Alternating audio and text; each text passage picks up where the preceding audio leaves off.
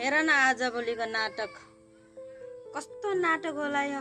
TikTok पनि अलि राम्रो बनाउनु छोडेर। तिमी कहाँदेखि आयो फुलमाया? कहाँदेखि हुनु र बस बस बस। अनि के हामी घरकी त्यो अलछिनी त्यो कुन साहेब नाक्रोसँग गएर बसिदियो।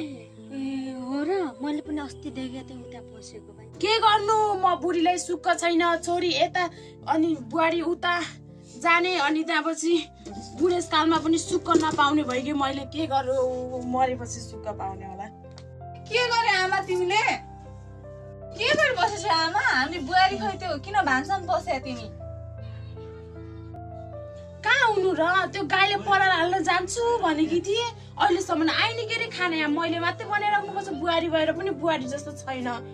त अहिलेसम्म कहाँ हराइथिस्? अहिलेसम्म नआउने?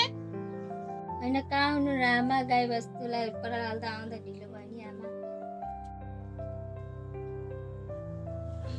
त्यसले बोलाउनु भएको छ चेक गर्नलाई जाने हो कि होइन? चेक गर्न जाने हो कि अन्त कतै जाने हो र? के हो, हाम्रो जमाना त न सुई लाउनु पर्थ्यो न केही गर्नु पर्थ्यो। आजभोलिका त ठोक्कै केही हुनुपर्छ न हस्पिटल मात्रै जाने, काम पर्दैन। त्यहाँ बाख्रा गोरु सब भोकै छन्, त्यहाँ गएर घाँस काट्ने, धेरै उफ्र गर्ने होइन। फेरि बुहारी भएर बुहारीको ठाउँमा हुन सिक, बुझिस्? जहाँ खुरुक्क गएर काटेर ल्याउनु।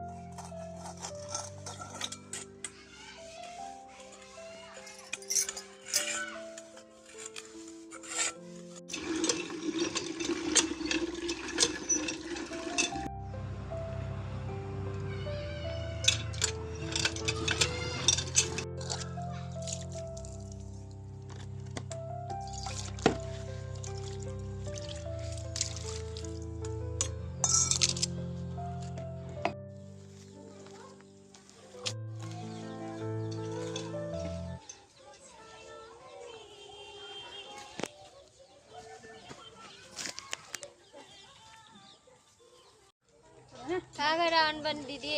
हुनु र तल बजारसम्म पुगेर आएको नि। मोबाइल के बोक्यो तपाईँको भाइले फोनै लाग्दैन। के बारे छ यस्तो मोबाइलमा? के बारे छ त? व्यस्त भन्छ त, व्यस्त व्यस्त भन्छ।